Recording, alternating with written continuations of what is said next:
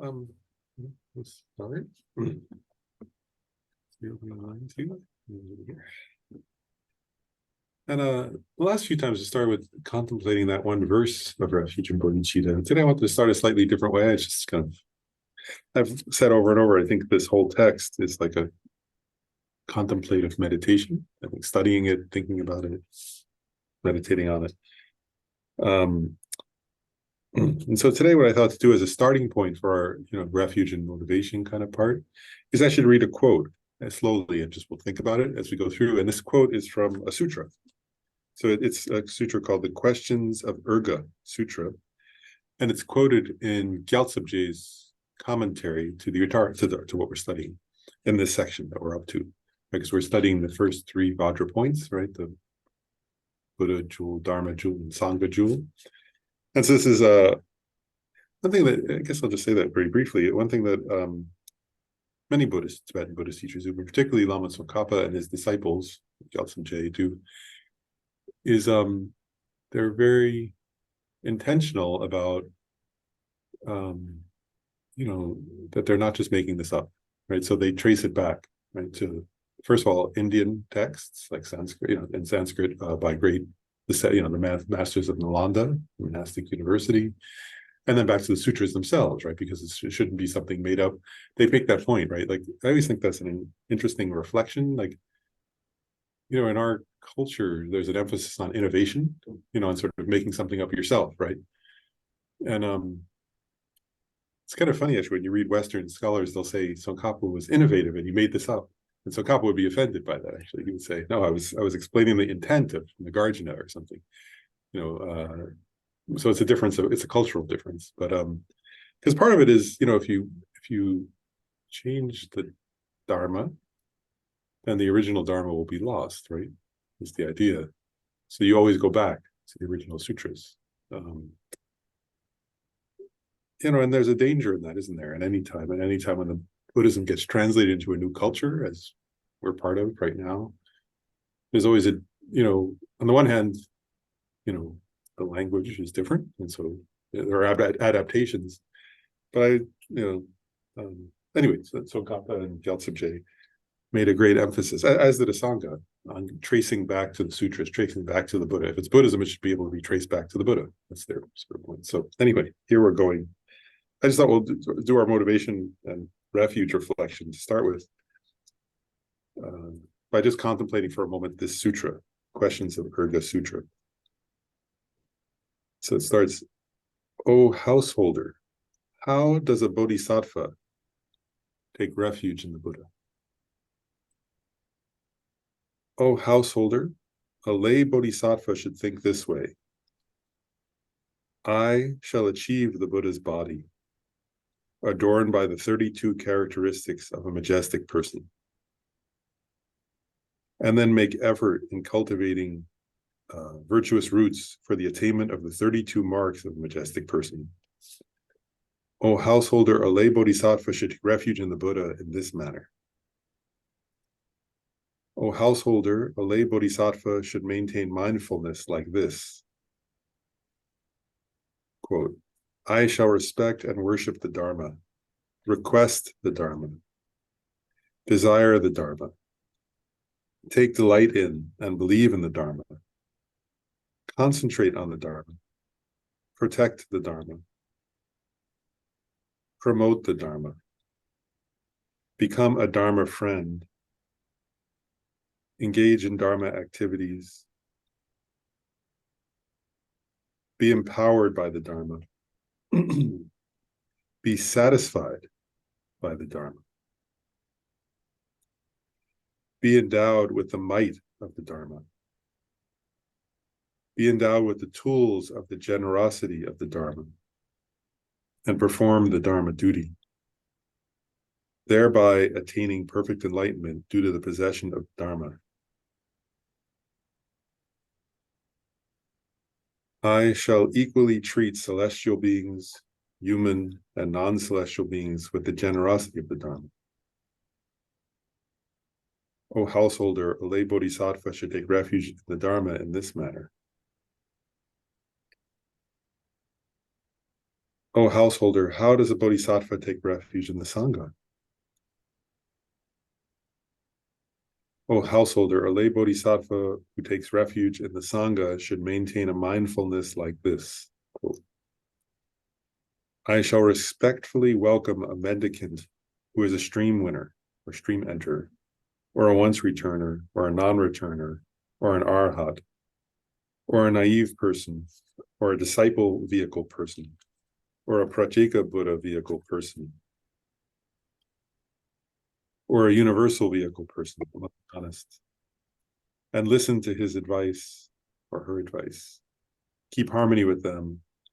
Serve that practitioner who is making realistic effort, thereby attaining unsurpassed, perfect, and complete enlightenment. I shall teach the Dharma in order to help beings accomplish the excellences of the disciples and the Pratyeka Buddhas. Respect them, do not hate them. A lay bodhisattva should take refuge in the Sangha in this manner.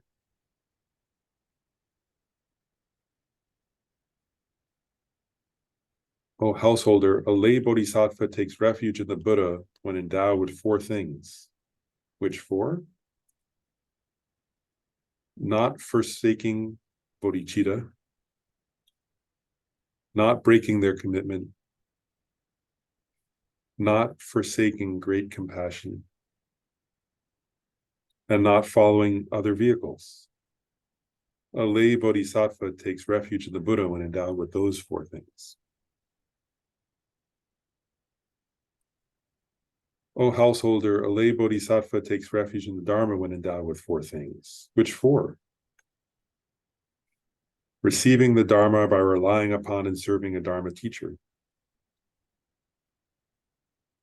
Properly analyzing the meaning of the Dharma. Giving lectures to others based on their own study and understanding of the Dharma. And dedicating to the unsurpassed enlightenment the virtuous roots cultivated by means of the generosity of the Dharma. A lay bodhisattva takes refuge in the Dharma when endowed with those four things.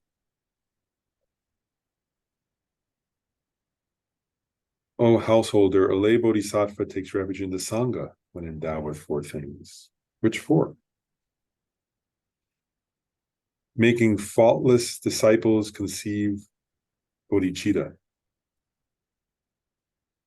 Collecting disciples by means of either the generosity of wealth or the generosity of Dharma. Relying upon the Bodhisattva Sangha of non-regression, but not the disciple Sangha. And not seeking the liberation of disciples or hearers. So that's some advice from the Buddha, right, on how bodhisattvas take refuge, directly from the words of the Buddha.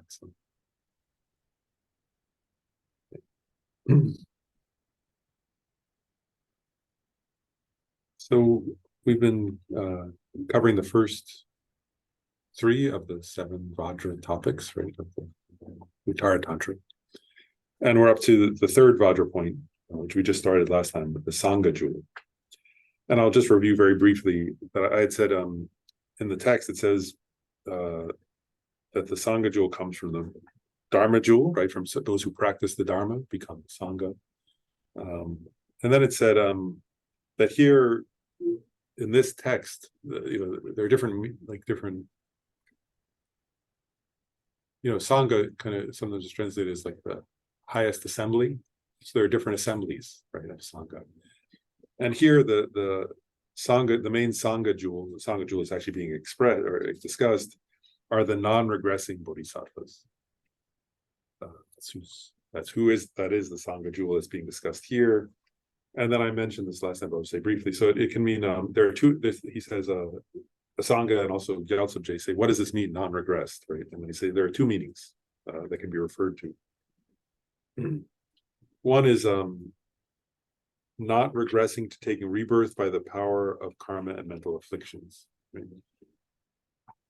And I can explain something about that last time, but that means Arya Bodhisattvas. That Bodhisattvas who have seen emptiness directly don't take rebirth through the power of karma and mental afflictions.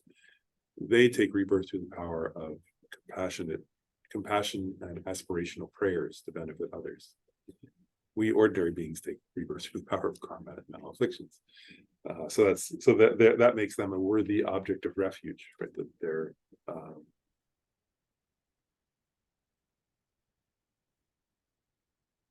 not samsaric beings in that sense, right?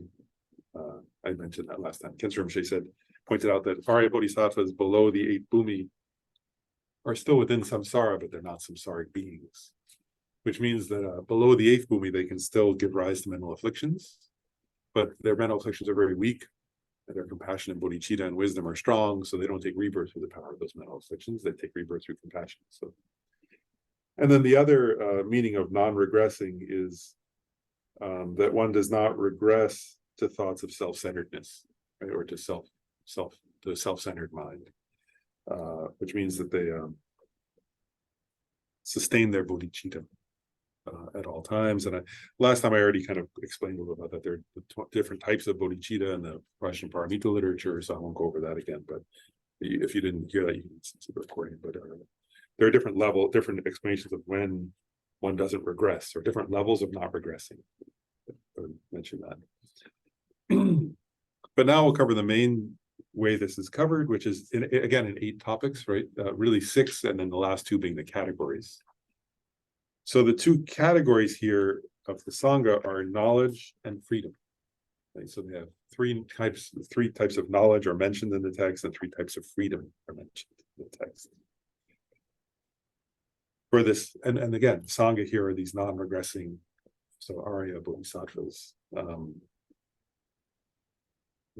Okay, so the first is and in our text here it says, right, under Sangha, it mentions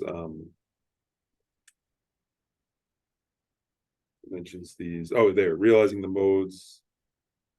In the text that everybody received, it says it's verse chapter 1 verse 14, where it says, because of the perception of realizing the modes, the varieties, and inner knowledge is pure, the assembly of irreversible intelligent ones, right, the irreversible bodhisattvas, is endowed with unsurpassed excellent qualities.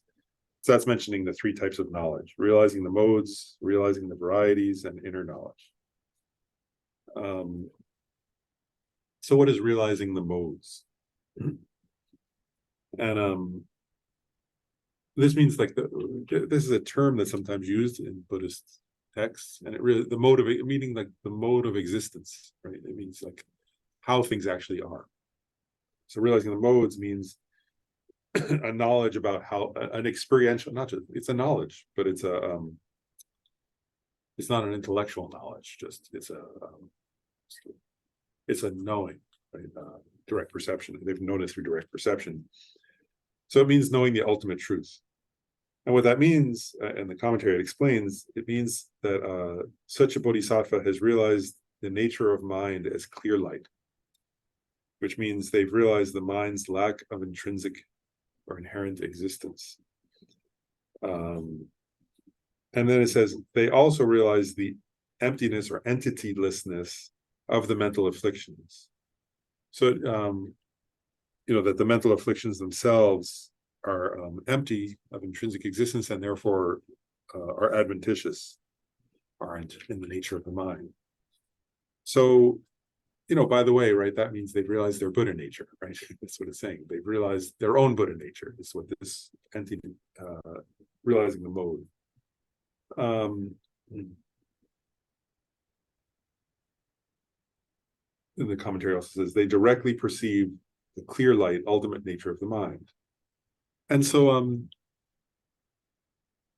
sort of share a couple of reflections on that, right? So, such a bodhi. So, one point is this is the kind of bodhisattva we take refuge in. Another is this is the kind of bodhisattva. If you think of it as causal refuge, you're taking refuge in somebody else who's realized that. The resultant refuge practice, you're taking refuge in your own future realization of the clear light nature of your own mind. So there are different ways to think about refuge, right? Causal refuge is in somebody else, resultant refuge is in your own attainment of that. This text is mainly emphasizing the resultant refuge, although it teaches both.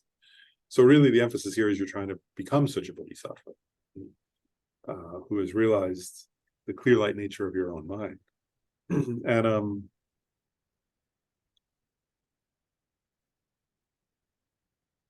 couple more points I think are worth reflecting on. One is one implication here, right, is that we're studying Buddha nature, right, in part in this text. It's the main topic of this text is Tathagata Garbha, the essence of Tathagata, which you have hidden within your being. And by studying that, we can develop a kind of confidence, by contemplating on that and so on, we can develop a kind of confidence that we can become enlightened. And part of what's being gotten at here is when you realize the clear light nature of your mind directly, there's a different kind of confidence in that. And I think it's worth reflecting, that we're cultivating whatever level of confidence we can, right? And by contemplating on this, and the more you understand emptiness and the more you understand the nature of your mind, the more confident you can become. And one implication here, though, is you can't be, until you realize the clear light nature of mind directly, you can't be as confident as somebody who has realized it, because our idea of that will still be conceptual, right? Whereas they've had a direct experience of it. So they have a different kind of knowing of it and therefore a different kind of confidence. And they know, as it says in the text, that they know in a very deep, profound way, therefore, that the mental afflictions are not in the nature of the mind, right? Adventitious means they just arose due to causes and conditions. And the typical metaphor we use, right, is the clouds. The clouds are not in the nature of space or sky, right? The clouds can arise and pass away, but the sky remains, space remains. That's a metaphor that's sometimes used, right? So in that sense, they've understood the clear light nature of mind. They understood experientially that whatever mental afflictions arise in their mind are adventitious. And so they are removing the mental afflictions in that way, but through their realization of the empty nature of the mind. So that's, and one other point is, that's describing knowledge of the modes or realization of the mode on the path, right? Meaning such bodhisattvas.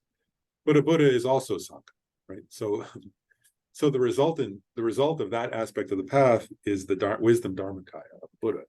That would also be realizing the modes. Does that make sense? So the bodhisattva realizes the modes through their direct meditative equipoise on emptiness. A Buddha realizes the modes also through a direct, meditation on emptiness, but they never leave that meditation. So it's the Dharmakaya. So anyway, so that's one point. Is it also, so we're mainly emphasizing here the causal realizing the modes, which is Arya Bodhisattva's meditative equipoise on emptiness, but this also includes the resultant state, which is the Dharmakaya of a Buddha. And you'll notice this if you think about it deeply, that the Buddha jewel encompasses the Dharma and Sangha jewels in that sense. So the Buddha is the Dharma jewel and the Buddha is the Sangha jewel. Right? So they're included in it, but there are beings who are not Buddhas who are also included in the Sangha jewel. That makes sense. Then the next part is realizing the varieties, or knowing the varieties, right? The second type of knowledge of these, this list of three. And this one is kind of intriguing to think about. So I'll describe it again in terms of the Arya Bodhisattva and then in terms of the Buddha, because it's a little bit different. But for the Arya Bodhisattva, this second type of knowledge, knowing the varieties, first I'll read a quote. It says, it refers to the insight that all sentient beings possess the nature of emptiness, of inherent existence, which means they possess Buddha nature, right? that we are all equal in lacking inherent nature. So all beings are seen as having the Buddha potential. So part of the point here is that on the path, this is getting at when a bodhisattva arises from their direct realization, direct meditative equipoise on emptiness, and they see other beings, right? Because when you're in direct meditative equipoise on emptiness, you're all that's appearing to that person subjectively is emptiness, right? If they're a bodhisattva, not if they're a Buddhist. That's what I'm differentiating, right? For a bodhisattva, when you're in meditative equipoise on emptiness, all that's appearing is mere emptiness. But then when that bodhisattva arises in what they call the post-meditative state, or let's call it that. The state, sometimes actually it's funny, if you read like retreat manuals, like when they describe doing retreat, they'll say there's the meditation session and there's the post-meditation session. And that's all there is. That's your whole life. So when you read like the retreat manual, you say, what do you do during the meditation session and what do you do during the post-meditation session? And so all of your life is included in that, right? So like sleep is post-meditation session, unless you're meditating while you're sleeping, and so on. So it's like a nice presentation. So that's the way bodhisattvas approach their lives, right? Is they have their meditation session, they have their post-meditation session. And their post-meditation session is part of their training, right? That's the point. Whether it's the retreat manual saying that. Well, how do you train in post-meditation? Well, this is how Arya Bodhisattvas trained in post-meditation. So what happens is they see beings, right? They see other sentient beings. And what it's getting at here is because they've seen the clear light nature of their own mind, right? When they see other beings,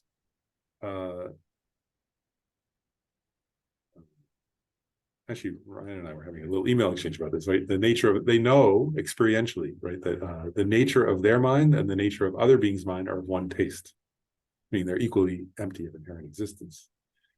And Arya Deva says, he makes a point, he says, when you know the emptiness of one thing, you know the emptiness of all things. Because they're, he says it like that. So they realize that because they've realized the nature of their own mind as emptiness, they've also realized, they also know, because that's the right term here, they're these three kinds of knowledge. They know the emptiness of other beings' minds. And they know that the mental afflictions that arise in other beings' minds. And Gyaltsab Je goes into this, and he says, he makes a point, he says, actually, it's not just that, at one point is that the mind is empty of inherent existence, right? Consciousness, awareness is. Another point is that the mental afflictions themselves are empty of inherent existence. So he makes that point. He says, so they realize both of those things, right? And then, so knowing the varieties now means that whoever the bodhisattva comes across,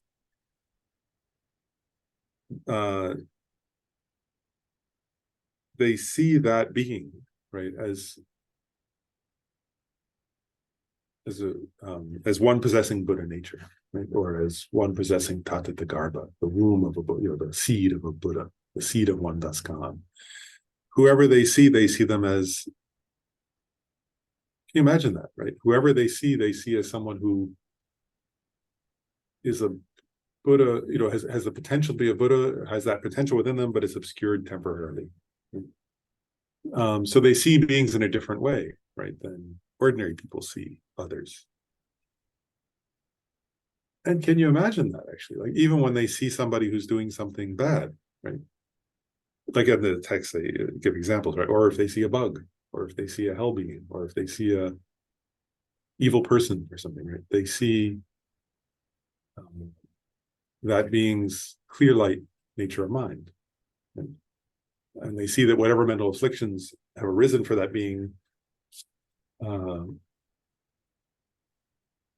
they don't see that they don't exist, right? They do exist. The mental afflictions do exist conventionally, but they see they're empty of intrinsic nature. So they don't, grasp at the mental afflictions of beings as if they're, it's an important distinction, right? They don't, if they see somebody who's filled with hatred, it's not like they go, oh, they're not filled with hatred.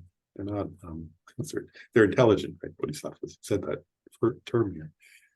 Is that they understand that being who, while temporarily, the sentient being who's filled with hatred is a sentient being, right, who's experiencing hatred. what they know is that that hatred is empty of intrinsic nature, that it arose due to causes and conditions and exists in mere name, right? And that the clear light nature of that person's mind also, right, exists and is empty of inherent nature. And so they know that being can be liberated from their mental afflictions, and they feel a commitment to being the one to help liberate that being. Just kind of, it sounds like seeing somebody as like, it's almost like if you see somebody who's like mentally ill or like acting out because of that, like you feel compassion for that person, you know that they're sick. Yeah. It's as opposed to seeing somebody that's a hateful person, it's like that person's sick with hatred. That's the metaphor they often give. They often use that metaphor that you just said. They'll actually say, such a bodhisattva, they use that metaphor where they'll say, there's a text by the Panchen Lama where he uses this analogy. He says, imagine your mother, and as if she's very old and has severe dementia or Alzheimer's or something like that kind of disease. And how, and she's saying something that doesn't make sense, and she's sort of, being confused and therefore being upset. He says, that's exactly the metaphor he says. He says, it's like that. You don't sort of blame her for that or sort of become hateful towards her for that. You have compassion for that. You realize they're crazed. Yeah. It's really vivid. Yeah.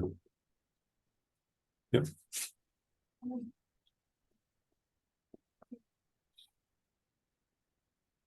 way I sort of experience it, and maybe this is something different, but it feels like it's almost like an intuition about something, and you don't have any judgment, and you see a person or persons who would have negative feelings about in your life or in this life, and there's just no judgment. It's like a clarity about what's going on. Is that sort of what you're talking about? It's like a clarity that there's no mental afflictions because there's not any anger or negative feelings about the person. So one point is, yes. So in other words, such a bodhisattva, right? I mean, such a bodhisattva would not give rise to mental afflictions about the beings who are doing negative things, for example, or under the sway, because they see them this way. So that's one point, yes. And then there's another point is that they it's interesting, isn't it? Like, so it's what it says, right? I think what you're getting at is correct in the sense that, each of us, the goal here, eventually, what this, I mean, one point is, so the Arya Sangha, in other words, these Sangha who have seen the nature of their mind directly, have that experience in a very special way, let's say. So one point is, there are a few points here. One is like, if we think of somebody else who's that Arya, like that kind of bodhisattva, then we could take refuge in them, think, wow, that's wonderful. Another point is we're trying to become such a being, right? And then another point, though, is I think what you're getting at too, which is even before we actually become such a being who's in meditative equipoise, has seen the nature of the mind as clear light directly, that we try to cultivate such a way of seeing others, right? And that's that kind of intuition I think that you're getting, right? That even before we've seen it directly, part of the purpose of this text actually is that, right? Is that we try to cultivate a vision of others where we approximate how such bodhisattvas see them. It's almost like a clarity, like when you say clear light, well, I guess the words are the same, right? Clarity, clear light. But it's sort of like that experience. Well, you talked last week about cessation. And I think it's also no longer seeing the label us put on that person before. Now you're seeing them as real. Makes sense.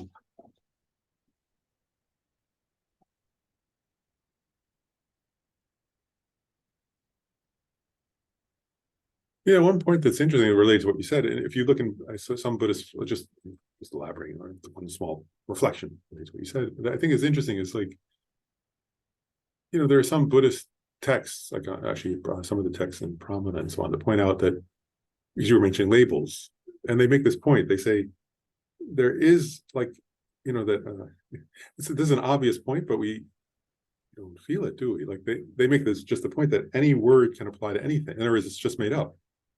Like in other words, somebody made up a word and it's different in different languages, and you could, like if you see kids do that, right? They make up words for things, and it's play, right? You can make up a word, any word. And we forget that the word is just, like you're saying, right? It's just a term that doesn't, by its own nature, mean anything. It's just we create a mental image associated with that word. And we forget that, though, as I think it's very profound what you said. Because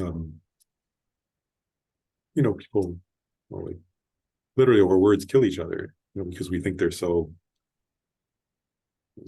we give them so much concreteness, and we imbue, we forget that they're just anyway, that we've just described meanings to them. Yeah, we just made them up. And John has his hand up. One thing I've puzzled over for a number of years is how bodhicitta arises, and considering great compassion as a cause for bodhicitta and so on. And, classically, I think as everybody has studied, there's the one method for cultivating bodhicitta is that 7-step process whereby you view all beings as your mother.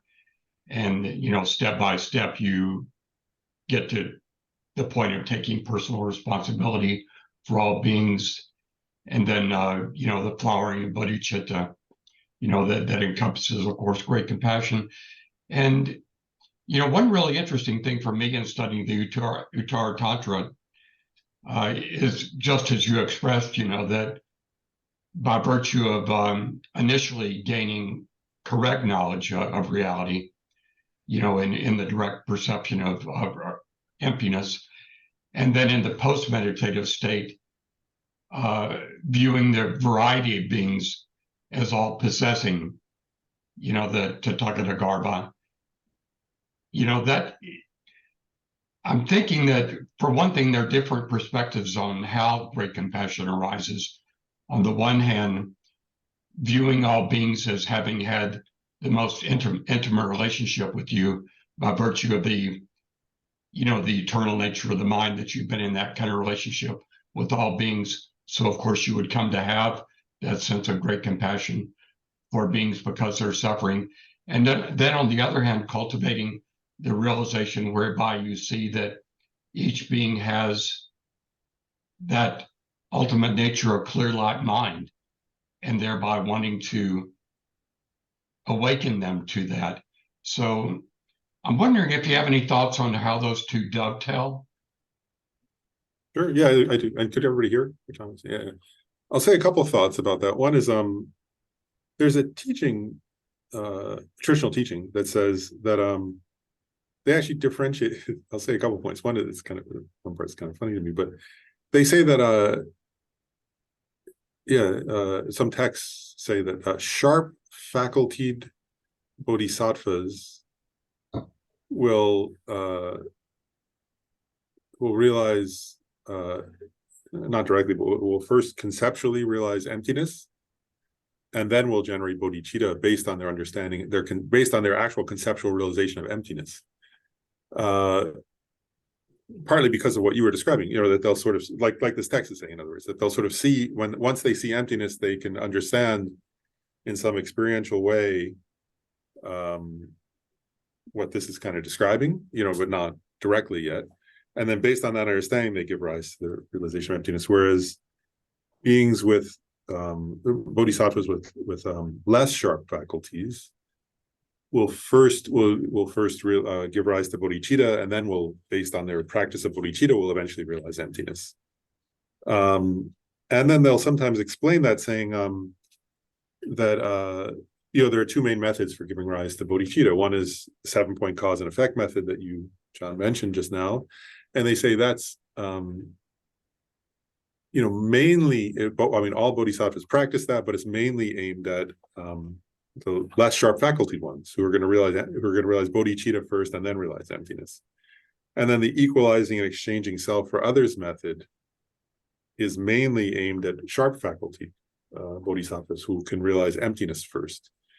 And then I remember once though, this part I thought was kind of made me smile to remember, is one time Kyume Kensei Rinpoche, one teacher, was teaching on this point. He was saying that, you know, that's the teaching. And then he said, and then he kind of said, and for us, we need to practice both. You know, he said for all of us, we need to practice both methods. And actually you can practice them both individually, or there's a method, Lama Tsongkhapa combined them into one series of meditations. You can study that. It's in various texts. The first Panchen Lama, Losang Chokyi Gyaltsen, it was an oral tradition from Tsongkhapa that then the first Panchen Lama, Losang Chokyi Gyaltsen, wrote down in it's in the Easy Path. That was when, that must have been when Kensei Rinpoche was explaining this, because we did the book. Right? It was condensed into 11 steps, I think, right? Yeah. Yep, that's it.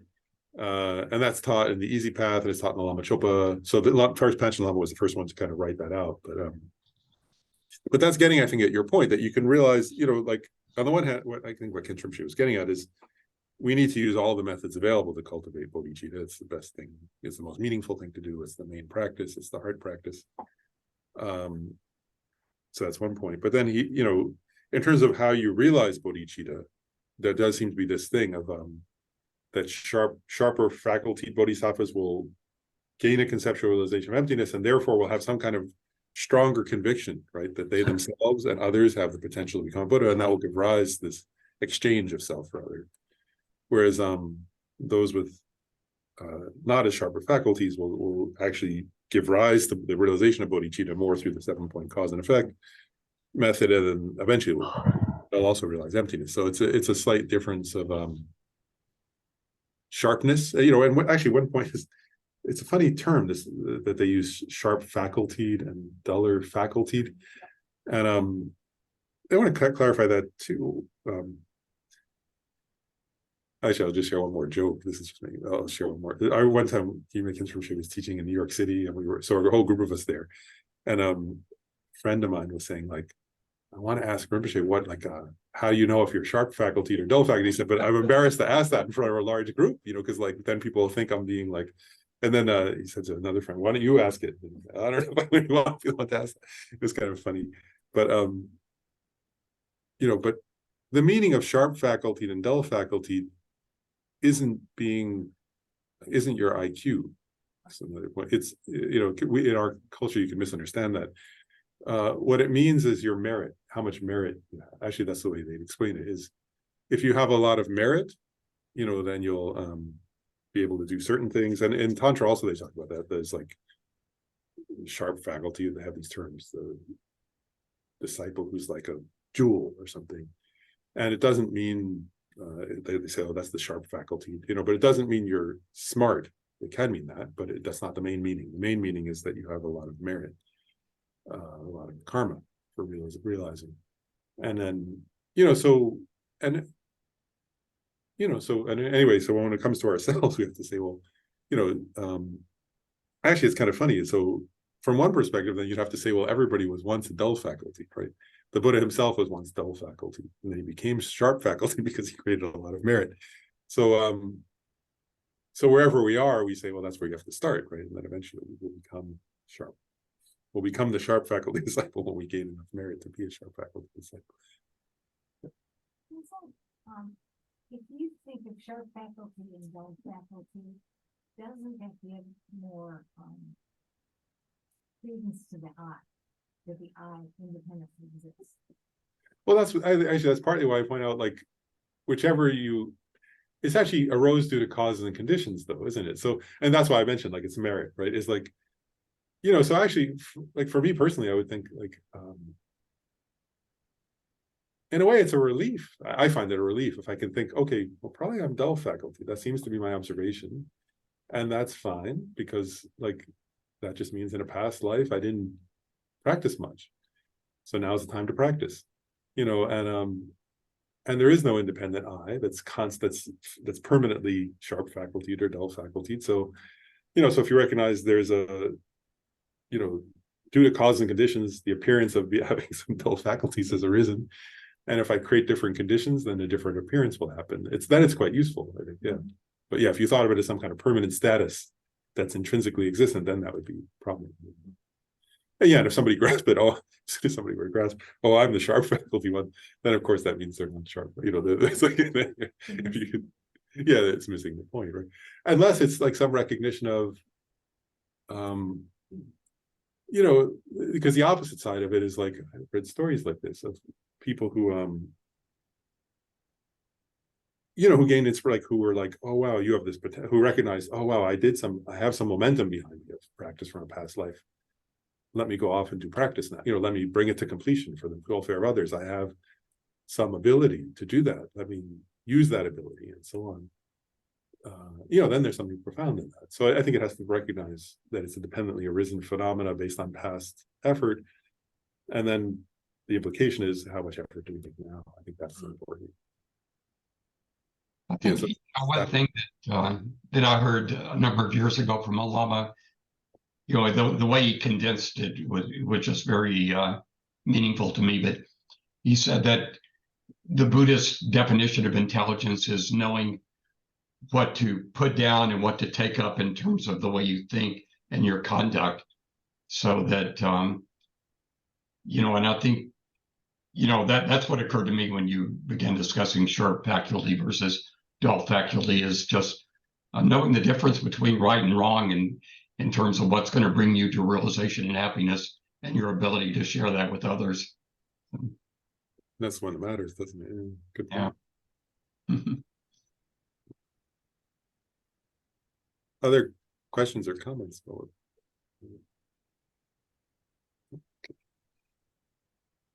Oh, and then the next point is, so, you know, I mentioned, so the version of knowledge of varieties that I've been discussing up to now is how that exists in the experience, mental continua of bodhisattva, irreversible bodhisattvas. And then, of course, at the time of the result, the knowledge of varieties of the Buddha's state is the omniscient mind. That can simultaneously, while meditating on, while realizing emptiness directly, sees all the varieties of the conventionally existent phenomena, which is a different kind of state, the omniscience of the Buddha. And then the last is of these three knowledges is inner knowledge, and that for Arya Bodhisattvas that refers. It says it refers to the above 2 points: the knowledge of the modes and the knowledge of varieties. So implying or meaning that the Arya Bodhisattvas, or the irreversible Bodhisattvas, realize the nature of their own mind as clear light, and also realize the nature of others' minds as clear light. And so they realize the Buddha nature of themselves and of others. They see their own afflictive emotions as adventitious, and they also see everyone else's mental afflictions as adventitious. So there's a kind of quality of, what's the word? Equality of self and other there, in this sense. And that's at the level of the path, and at the level of the result, it's that you could say that the Buddha's knowledge of the modes and knowledge of varieties are of one entity, right? The Dharmakaya realizes both simultaneously and are of one entity in the resultant state of the Buddha. And so those are the three what's the word? First three, and then, you know, the category is knowledge, right? So those are the three knowledges that the irreversible bodhisattvas have. And then the next are the three freedoms that are mentioned in the text.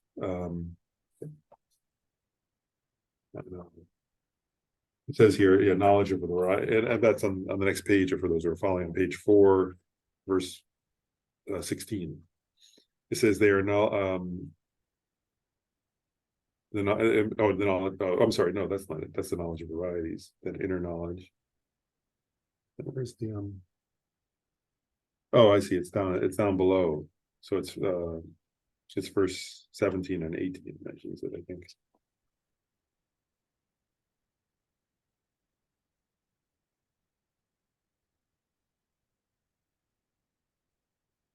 Yeah, I think so. So the first of these three qualities, the first of the three freedoms, is freedom from the obscurations of attachment. And so it says they are free of grasping at the belief that things are self-existent.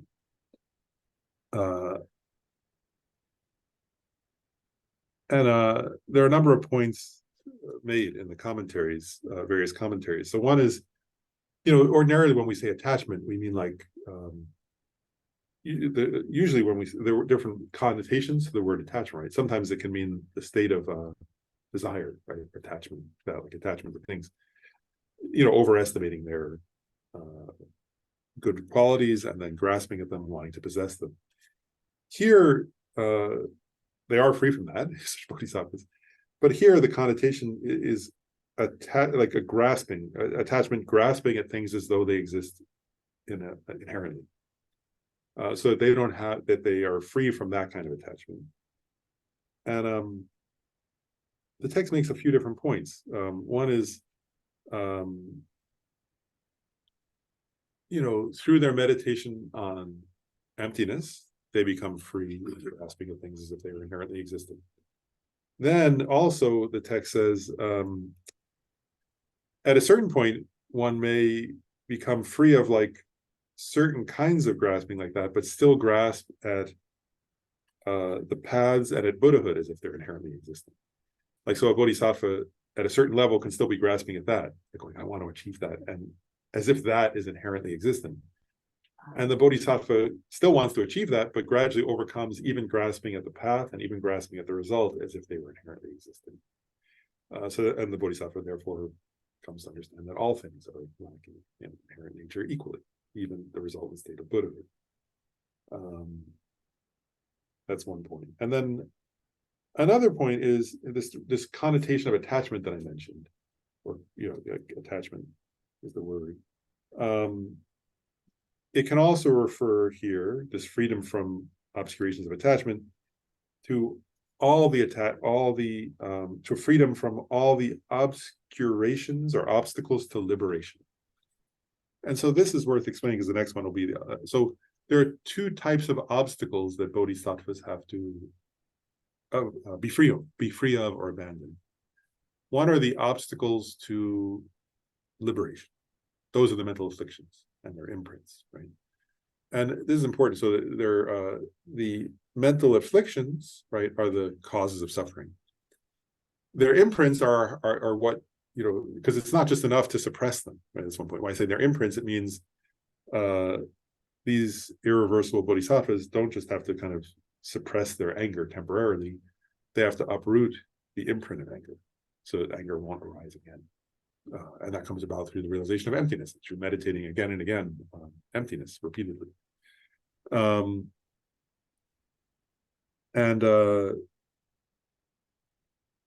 This comes up more later, so I'll just mention it. So on the bodhisattva's path, when you realize the first bhumi, right? At the first bhumi of the 10 bhumis, you start to have cessation of certain kinds of mental afflictions.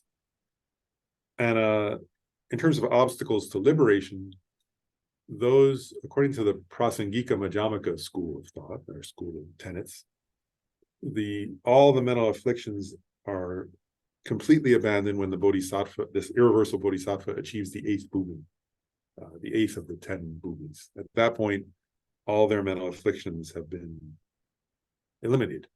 And so they've eliminated at that point they've achieved complete freedom from attachment, in the sense of complete freedom from the obstacles to liberation. And at that point, they're called we sometimes use the word arhat, right, for individual vehicle liberation, person who's achieved the result. And sometimes they say a bodhisattva of the 8th bhumi or above is a Mahayana arhat, that they've achieved that same kind of liberation from the causes of suffering. So that reason it leads to an interesting question. So if they've achieved that at the 8th bhumi, then then what's left to do? Why are they not a Buddha yet? Right? You could ask. And what are they still not free of? Is another way of asking that question. And that gets at the second point here. So the second of these 3 freedoms is freedom from obscurations.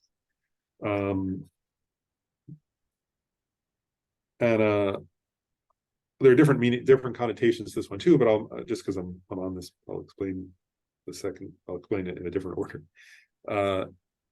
from one perspective, this can mean, one commentary or some commentaries say this means freedom from the obstacles to omniscience. And so that's what's being abandoned by the bodhisattvas on the 8th, 9th, and 10th bhumis. And so they no longer have mental afflictions, but they can't do what a Buddha can do. In other words, they don't have the level of understanding of others, the omniscient mind that a Buddha has. So they still have obstacles to fully benefiting others as effectively as a Buddha can. And while they can say that those kind of bodhisattvas can see many past lives and future lives and can see things happening in other parts of the planet or other places and so on, they're not omniscient yet.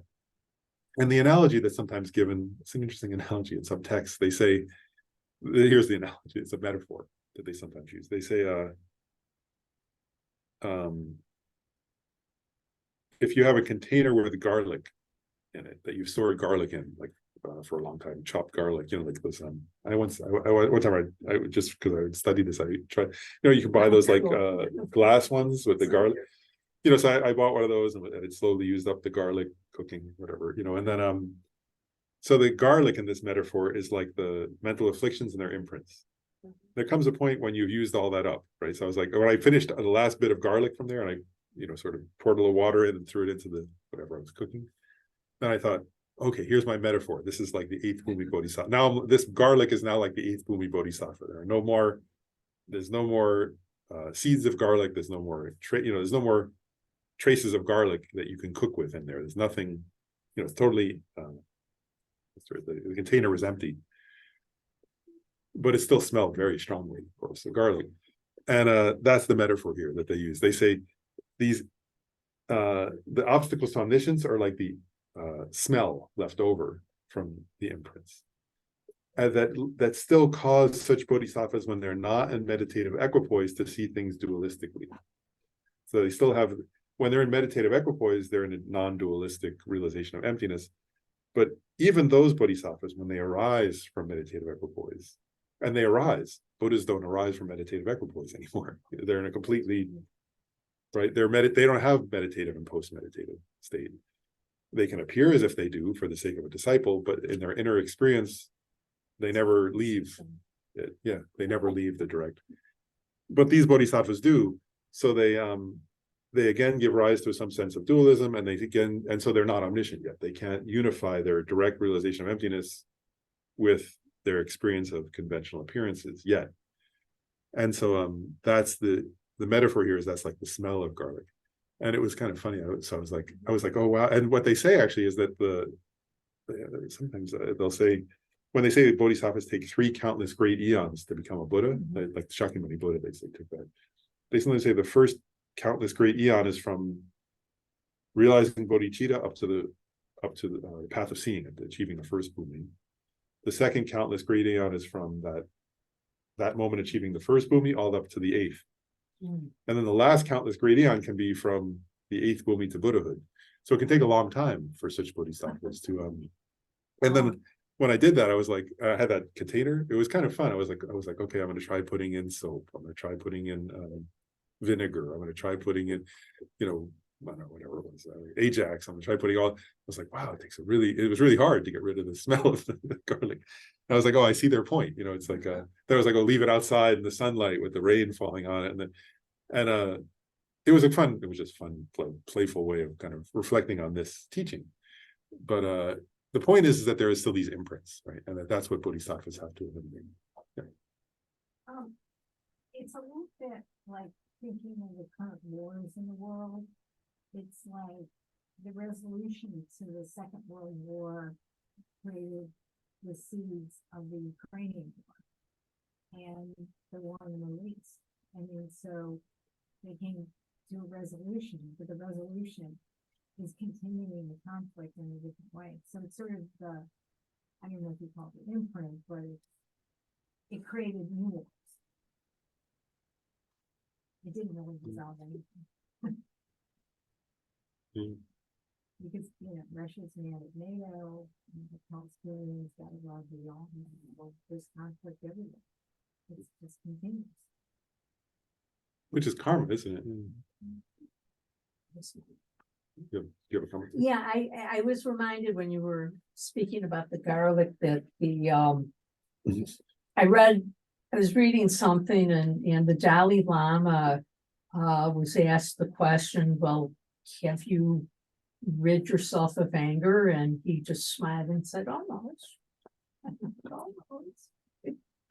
so it's that kind of lets you know that it takes a lot of time. But every lifetime, if you get to be a human being, you can practice a little bit more. Sure. Other comments? Well, and I'll explain. So that's one meaning of this second freedom, right? Freedom from obscurations can mean freedom from the obstacles to omniscience. So that's one possible meaning. Then there's another way it's explained more on also, which is I'll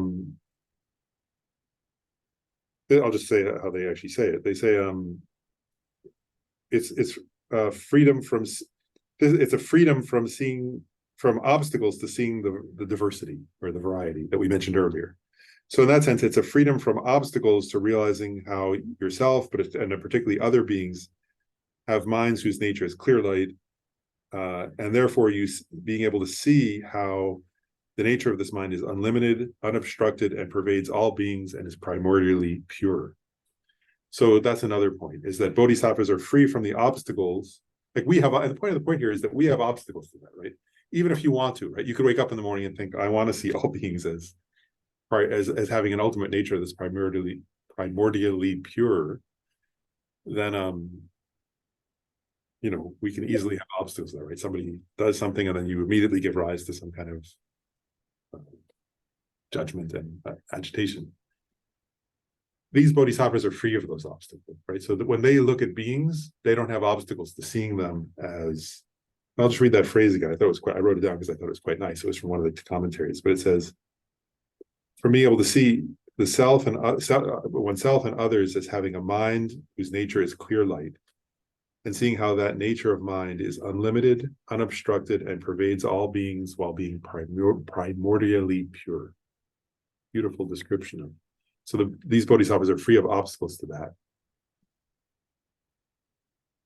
Ryan, did you have a comment about that? No, I was just thinking about, I wake up like that all the time.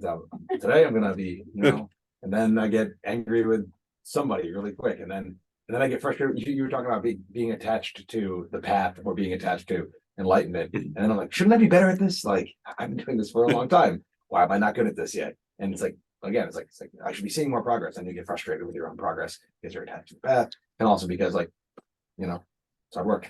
Yeah, But yeah, that's my only comment. that's a good point.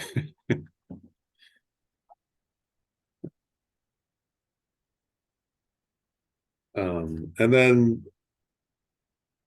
the third of these three freedoms, it says specifically refers to bodhisattvas. This one very specifically refers to bodhisattvas on the pure grounds. So the pure grounds means the 8th, 9th, and 10th bhumi, right? Who are, as I just described it, they're Mahayana arhats, let's say.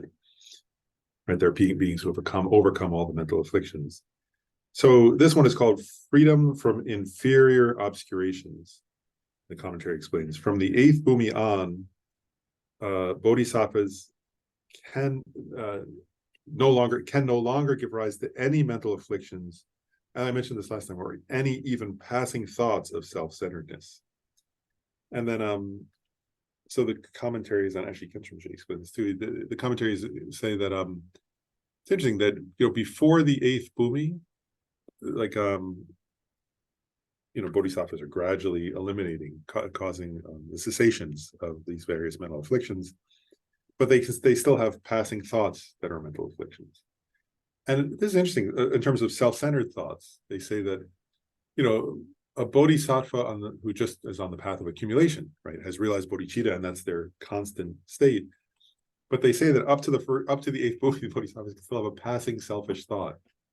Like they say after the 8th bhumi, they'll never again have even a passing thought. They'll never even arise as a so you can imagine that, right? The bodhisattva, like as they're doing their activities to benefit others, before that point, and at each level they get less, but they could sort of go like, well, it'd be nice to get, whatever.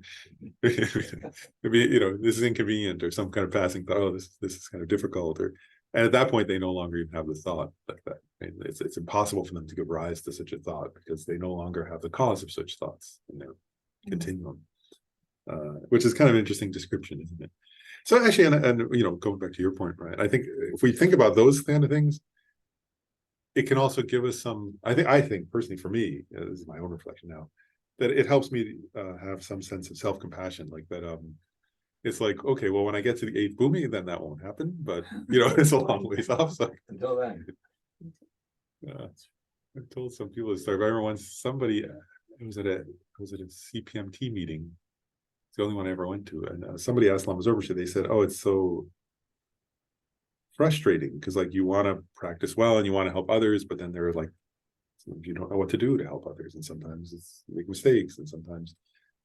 And Lama Zorbashe went, "I won't go on so long." He went on a long time, but he started saying, he said, "Well, a Buddha is perfect, that helps others perfectly." And then he said, a 10th bhumi bodhisattva, of course, is not as skillful as a Buddha. They can't do all the actions. They can still make a relative. They won't do something that harms others, but they won't see quite as well as a Buddha the most effective way to help a sentient being. And they said then a 9th bhumi bodhisattva, of course, is not as good as. And then he went through every level of the path, and then he said so all the way down, then the 1st bhumi, then before, then the path, then the 4 levels of the path of preparation, then the 3 levels of the path of accumulation. And then he said, and so if you're not yet on the path of accumulation, but you're close to it, then you have a long way to go that you're going to be making mistakes.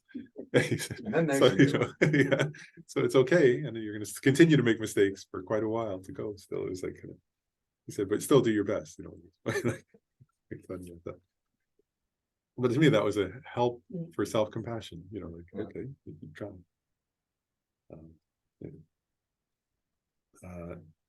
Okay, so those are the 3 knowledges and the 3 freedoms.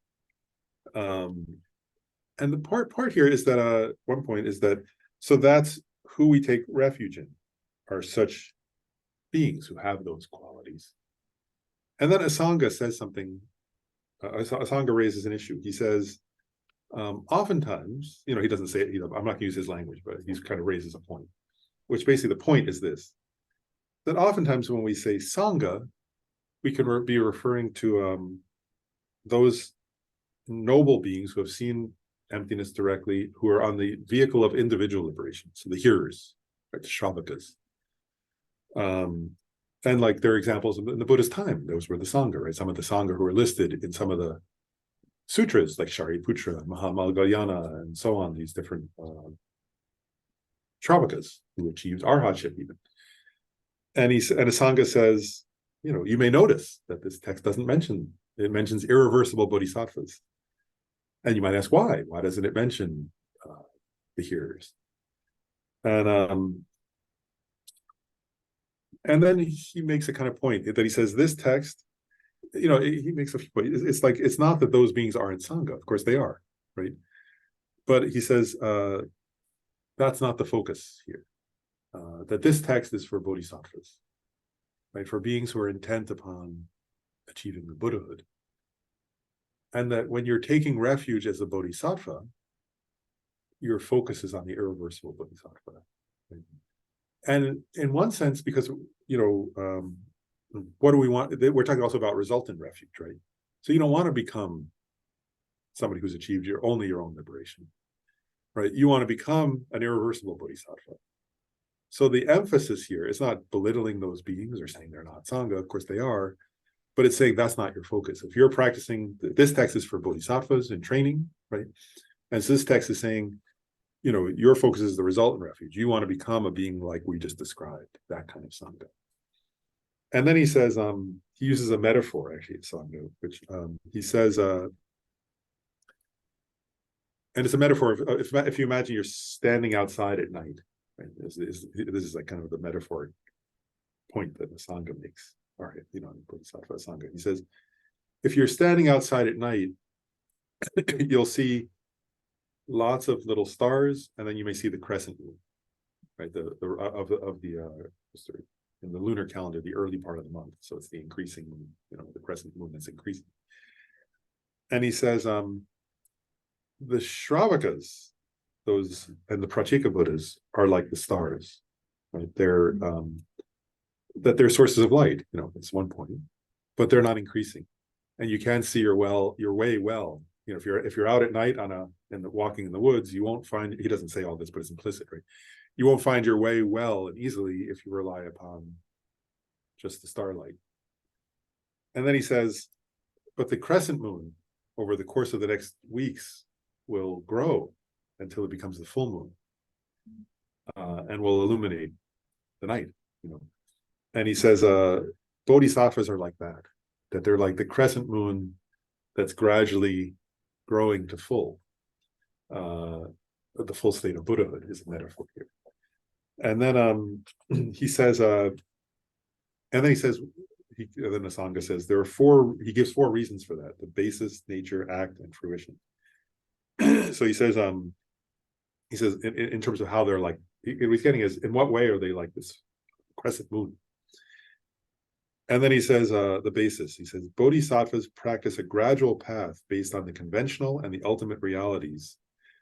And so through conventional reality, through their understanding of conventional reality, they collect extensive merit. And through their understanding of the ultimate reality, they collect extensive wisdom. And through those we often talk about the 2 collections of a bodhisattva. Those are the 2: collection of merit and the collection of wisdom. And that those 2 collections lead to the state of perfect enlightenment. So he says that's one sense in which they're like the crescent moon that's growing, is that in their sense, what's growing in them is through their understanding of conventional reality, their collection of merit, through their understanding of ultimate reality, their collection of wisdom, and in that way they'll grow to be like the full moon. And then about their nature, the second of the 4 reasons, he says, I'll read this one I wrote down as a quote: they are endowed with the mandala of wisdom that realizes the meaning of emptiness and compassion, a wish to free every being from suffering. He says that's their nature. So they're something quite remarkable. And you see both of these here is an emphasis on wisdom and compassion in union, right? Those first 2. Then action. He says, like them, and again, the idea here is, how do they act like the moon?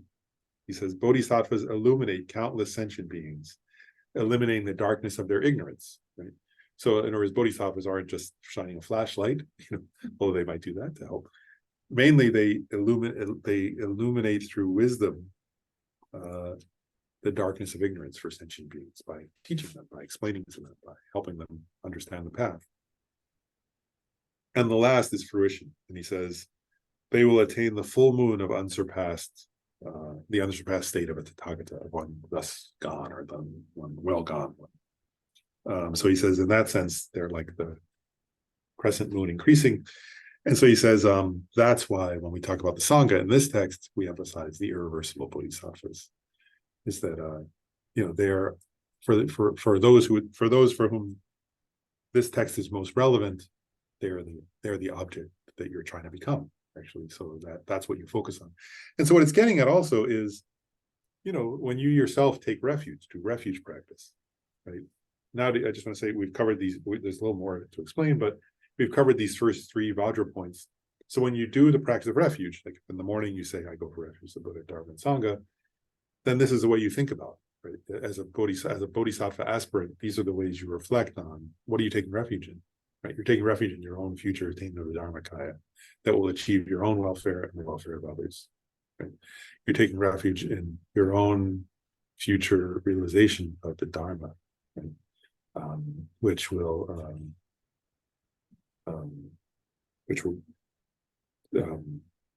what are the 2? I'm losing track. Let's see. Go back. There are the 8 qualities of the Dharma, right? The choose of paths and the choose of cessations. So your own achievement of those things. And then for the Sangha, your own achievement of the knowledges and the freedoms mentioned, right? And so you can reflect on all those meanings as you take refuge at this point. And then Maitreya makes a few more points that are interesting, I think. So he says, he goes back and he says again something I mentioned earlier. He says,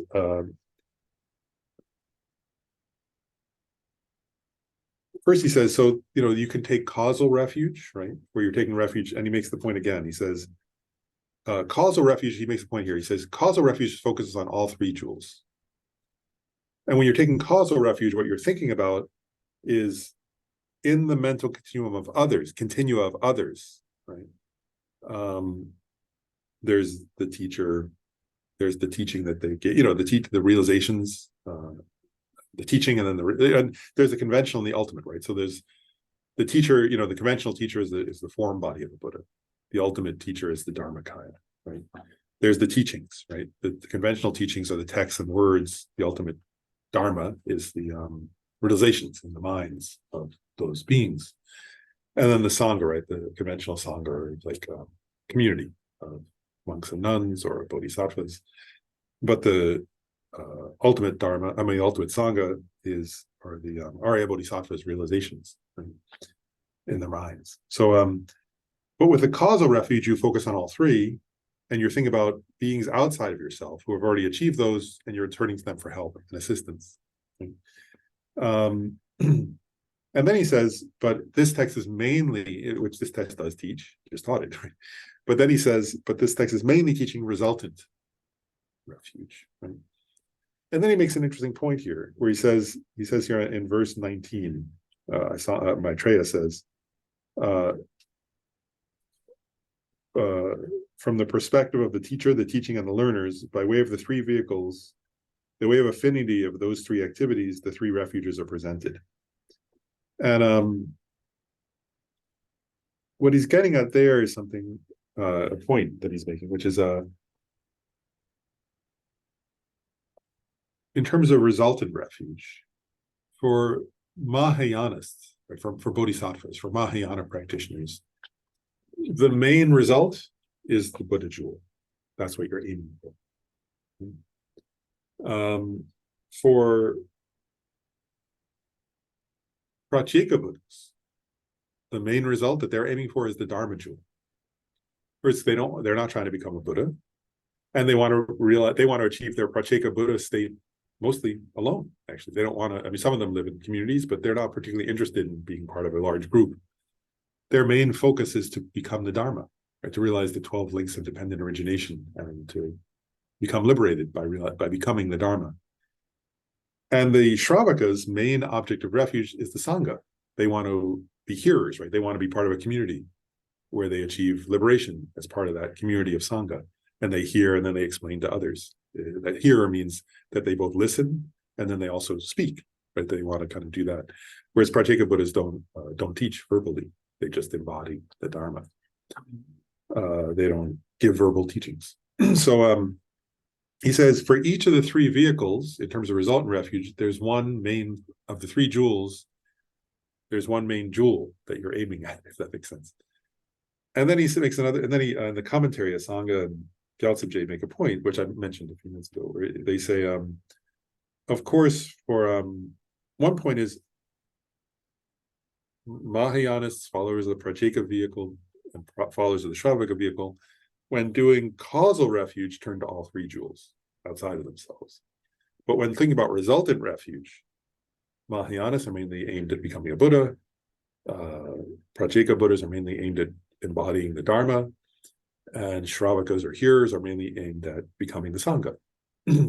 That's one point. Then he says, but also it's important to understand that if you're a Mahayanist, by becoming the Buddha, you also become the other two jewels. Right? In other words, that when you become a Buddha, you have realized all the Dharma, and you are the Sangha, right? And you also help others become the Sangha. So you become all three jewels, but your main aim is the Buddha. And then he says something interesting here. He says in the next verse, verse 20, he says, proving that, I'll read the heading first. It says, proving that any refuge that is not the Buddha is not an ultimate refuge, right? So it's saying the Buddhahood is the ultimate refuge.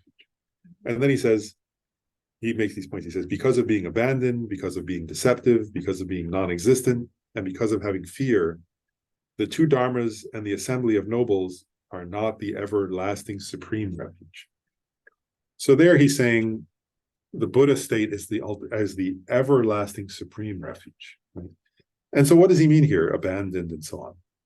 And I'll go through each one, right? So he says, because of being abandoned, and the commentary explains, is a reference to the Dharma, right? And it's saying the conventional Dharma, that the words of Dharma, you need them, right? But they're like a raft, right? That when you get to that state of Buddhahood, you don't have to rely on words anymore, right? So temporarily, we who are beginners on the path have to rely on words, on texts, on explanations, right? But those are to be abandoned eventually, right? Those aren't your final refuge in the sense that they're just to help you get somewhere. But once you get there, like a raft, once you've gotten to the other side of the river, you can leave the raft behind. That the Buddha doesn't have to rely on words from somebody else. He uses words, or she uses words to help others, but they're not a refuge for the Buddha themselves anymore, right? So words are a temporary refuge. Then he says deceptive. What is the next one? Is because of being deceptive. And what that's getting at is something I was just mentioning, which is before Buddhahood, we still have those imprints or stains, like the smell of garlic, I mentioned, that cause us when we're not, even that cause us all the time to have dualistic appearances, and that cause even Aryas who are non-Buddhas, anybody who's not a Buddha, right, to still have, when they're not in meditative equipoise, to still have deceptive, false, dualistic appearances. So for bodhisattvas, when they're in meditative equipoise, they see reality directly. But when they're not, things appear to them as if they truly existed. They don't believe in those appearances, but they appear that way because of past imprints. So what it's getting at is, until you're a Buddha, you still have deceptive appearances. So it's still a deceptive state. So that's not a final refuge. Any state, what he's getting at here, right, is any state where things are still deceptive is not a final, everlasting, supreme refuge. It is a refuge, right? But it's not the supreme refuge, because you still at that level have dualistic appearances. That's not the final refuge. Then because of being non-existent. And what that's referring to is the practitioners of the individual vehicle of individual liberation, right? That when I'll explain how he says it. In the commentary, it says it refers to the mere absence in the truth of cessation of Hinayana Arhats. They have a mere absence of mental afflictions, right? So they do have, and then he makes a point. He says, how can a mere absence be the final refuge? Right? In other words, because there's not compassion there, there's not activity for others there, and also that being's not omniscient yet. They're not a Buddha yet, and so he says, the everlasting final goal of bodhisattvas is the omniscient state of a Buddha, where they've achieved the utter cessation, but at the same time can embrace all of conventional appearances with compassionate activity. And he says, the final state of a Hinayana or individual vehicle liberation arhat is not the final refuge. And then the last, this is having fear. And there it says, the explanation was arhats who have obstacles to omniscience. This is referring to that they still turn to the Buddha for refuge. Is one point. So they and to turn to somebody for refuge, you have to have fear of something. And then he says, for them, he says they fear a kind of infinite availability, infinite engagement with others, right? As some kind of idea that would be still samsara, right? That if you infinitely engage with others in compassionate engagement and compassionate interactive activity, for them, for practitioners of that vehicle, there's a fear that they would get somehow still be in samsara. Mm-hmm. And then he's saying only a Buddha is fearless in the sense of is able to completely embrace kind of limitless engagement with beings anywhere and everywhere, while not having the slightest fear that will lead to suffering. And he says, so any state that still has some kind of imprint or leftover imprint of fear is not a final refuge. It's because it's subtly dualistic, right? I mean, if you have some sort of fear of samsara in some way, then you're still seeing things in a dualistic way. Yep. Same thing with the previous one of being non-existent, right? I mean, Yep. Without omniscience, there's still a subtle duality, and so Exactly. Yes, yeah, and that dualism still gives rise to a kind of, it's funny in a way, a kind of fear is what he's saying. it's still us and them on a very Subtle level. Yeah, and such a Hinayana art, it's interesting, that person doesn't suffer, but they still have this kind of leftover dualistic, like, I have to stay in nirvana, as if, you know, we say the view of the Mahayana, the final view, right, that Nagarjuna teaches, and that Sakyas emphasize this phrase, is the non-differentiation of samsara and nirvana, right? Which is, there is no dualism of samsara. Oh, that is what it is to me. Oh, Oh, sorry. oh, say something? We just, That go ahead. I've come across this. That phrase. Yeah. Yeah, so it means in the ultimate sense, right? For that ultimately they're both empty, right? So there's not a dualistic, you know, they're the non-differentiation of samsara and nirvana, right? Means they're both equally empty of inherent existence. Yeah. And that as long as we think of them as dualistic, actually, that's one of the opposites to being a Buddha, right? Who can be in nirvana while infinitely engaged with others. Oh. Beautiful.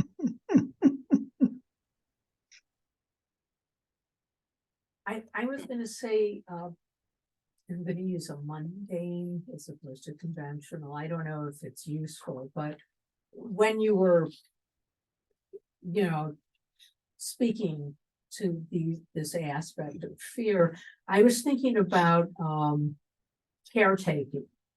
I recently offered to help my neighbor who had knee surgery, and I kind of got lost in this, like, what does she need? Well, you know, I'm going to do it. And we're across the hall. I can help until I just couldn't anymore. And I mean, I have this like limitation. I mean, it is a very concrete experience when I go to help somebody who does that. I don't have the infinite thing, but I think that's part of it's a good example for people who just want to kind of get a ground floor view of this. Yeah. Yeah, and part of, I guess, the idea, actually, one implication that for what you're saying that I think was true in the teachings is they make a point that you know, at each stage along our individual progress and path, our capacity for helping others increases. You know, and that there are a couple of implications of that. One is like, what is that's hopeful? You know, there is my capacity will increase as I progress on the path. And the other is, you know, there are like these Tibetan pithy, I can't remember, there are many, like, but one of them is like I can't remember exactly which it is, you know, that I guess it's that if a fox, you know, we remind ourselves, like, if a fox tries to pretend it's a lion, it'll get hurt. Right. You know, like if you know, a lion can do things that a fox can't, you know, and so on. And that they make the point, we have to remind ourselves of that, to do whatever they're making the point, whatever level we're at, to help others in that capacity. And then as we increase, then do that capacity. And as we increase, you know, so we have to there's a kind of humility in that. Mhm. Isn't there? it's a great metaphor for child rearing. Seriously. Good point. Yeah. Yeah. Okay. It's also like, if you are helping someone with these kids, and then you fear of getting lost yourself, that's sort of a failure to realize the I doesn't exist. Like when I get resentful for doing too much for my daughter, for example. It's, I don't really exist, so there's something in there that is off. And it's hard sometimes to discern, isn't it? I just think on a practical level, it's quite difficult sometimes to discern, like, when is it wise to, away from it. step back, what is it wise to push through, and I think it's very individual and very individual to the person, individual to circumstances, isn't it? There's not a pat answer that applies always. Yeah, I have a question when we're practicing refuge. Is it part of the practice to kind of visualize yourself as an Arya Bodhisattva with all those qualities, and that you're striving for that state? Is that actually part of it, one of the techniques? Yeah, so yes, and I mean, that's not, at one point is that's not explicitly mentioned in the Uttara Tantra, but many texts teach that. And there's like so for example, like in the Easy Path, Lamrim, like for example, there's a visualization you do where you actually imagine yourself as like you imagine yourself as the Buddha, and you and it's a result in refuge practice, actually. So like, in other words, that you're taking refuge in the Buddha, you sort of imagine yourself achieving that state as a form of result in refuge, that you're actually thinking, this is my goal, this is what I'm trying to become. And there are practices, where you imagine yourself as a bodhisattva, for example. And you can actually, and it's correct actually to think of that as a kind of result in refuge practice. Of course, Vajrayana Buddhism is also includes many, and that's the main focus, is visualizing yourself and others as a deity. And I don't want to go too far into that, but one point I'll make here is, this point about seeing yourself and others as the Buddha nature in yourself and others. If you think about that, I mean, again, this is not a Vajrayana text, but if you think about tantric practices, then you can understand them more deeply through this text, if that makes sense.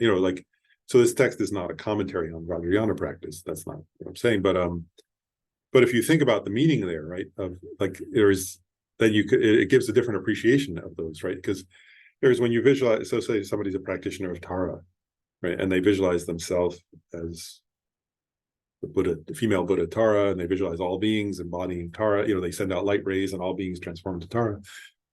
Right. One way of understanding, it's not just a visualization, right? That is a visualization, but it's not just that, right? What you're actually, they would say, even in, I'm sort of going off a little on Tantra here, but what they actually say is, if you just visualize that in some concrete way, grasping it yourself and others as intrinsically existent, then it's not actually, doesn't work. It's not the correct meaning of tantric practice. It would actually becomes the cause of more samsara.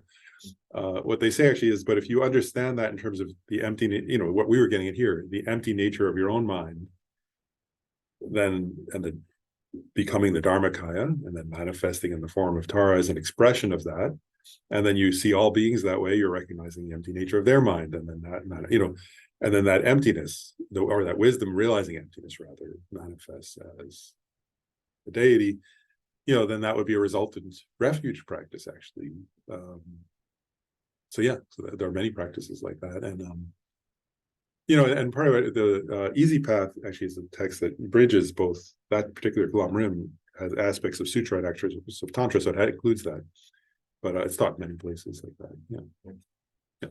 Well, isn't Guru Yoga, Lama Chopa, a good example of that? That you visualize the guru and Guru's mind and your mind becoming one, no difference. Yep. And that would be again a result in refuge, right? Where you're taking refuge, and one unique feature that Paul, you mentioned Guru Puja, and one unique feature there, right, of that text is that again, which is this text is teaching the three jewels. That text explicitly says, right, the Guru is the Buddha, the Guru is the Dharma, the Guru is the Sun. So you're visualizing the Guru as the embodiment of the three jewels, and then you take result in refuge in your Guru, who embodies all three jewels, particularly the Buddha and Dharmakaya. So it's exactly right.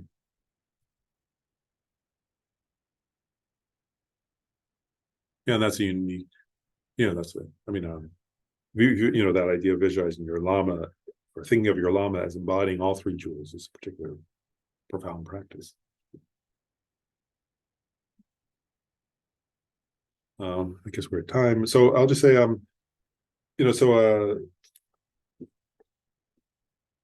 we'll leave off there. Next time we'll pick up with, he makes an interesting thing next, which I'll just sort of introduce, and then we'll get to it next time. But so this section ends by saying, ultimately, I'll just read this one verse. So he says, ultimately, the refuge of living beings is solely the Buddha, because the subduer is endowed with the Dharmakaya. The subduer is the finality of the assembly of the nobles, right? Mhm. So he's making this point: the Buddha is the final ultimate refuge, and it's easy, even as you say that, right? I mean, I could feel it even when I was saying it, wanting to think of that dual, like somebody else is the Buddha, but that's not really what's being gotten at here. It's that the final ultimate refuge, the Dharmakaya, is what you are trying to, like, become. And then next time we'll pick up with this next point, which is why jewel, right? This term ratna, which means in Tibetan they call it rare sublime. This is kunchok, rare sublime thing, or that's a Tibetan word. Kunchok is a Tibetan word for ratna, Sanskrit, and English is jewel. So next time we'll get at 6 reasons why they use the term jewel, and then we'll continue on from there. But I hope everybody's getting the sense that this is a very profound exploration of refuge practice, right? Different meanings and levels of refuge practice. And next time we'll finish the section on refuge. And then, so it's funny, we'll finish the first 3 Vajra points, and then we'll start on the 4th Vajra point, which will go on for a long time. And that Vajra point is the Tathagata essence, Buddha nature, right? The Tathagata Garbha. So the main subject that, the subject that's covered by most of this text is the Tathagata Garbha, Buddha nature. But we're starting with the 3 jewels of refuge. And so next time we'll finish the section on refuge, and then we'll introduce, the topic of the Tathagata Garbha more than we've already introduced it, but we'll go into it more. And we should just do our dedications. So the supreme jewel bodhicitta, where it has not arisen, may arise and grow. Where it has arisen, may it not decrease, but increase more and more. In the snowy mountain paradise, you, the source of good and happiness, all-powerful Chenrezig Tenzin Gyatso, please remain until samsara ends. I dedicate all these merits, which are merely labeled, totally empty from their own side, so that the I, which is merely labeled, totally empty from its own side, may achieve Buddha's enlightenment, which is merely labeled, totally empty from its own side, in order to lead all sentient beings who are merely labeled, totally empty from their own side, state of enlightenment as quickly as possible. And then also in particular, right, may through our together studying and contemplating on this topic, this Vajra point of the Uttara Tantra, may we all achieve the state of irreversible bodhisattvas with the kinds of knowledge and freedom that were mentioned, in order to first of all be able to thereby more effectively help benefit others, and also to that will lead us to that final ultimate refuge of the Dharmakaya. By becoming that kind of irreversible bodhisattva, what are we irreversible from? And finally, we're irreversible from Buddhahood itself. So through this effort, it lead us all to that kind of experience of resultant refuge.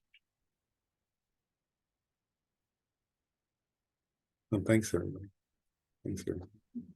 Thank you. Thank you, Lauren. Thank you very much. Well, thank you.